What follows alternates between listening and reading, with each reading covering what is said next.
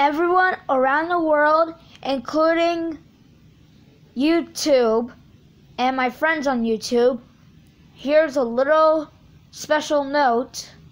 Well, it's actually a letter that you guys will be safe from the cough. Always be safe from the cough. The cough is the worst thing that's ever happened, and nobody likes the cough. That's why we have to wear our mask. And sometimes people don't like wearing masks, including me. And plus, it makes you sweaty during the cough. And hopefully the cough will go away on the new year 2021, because that's the day it's going away. I actually made a video about this.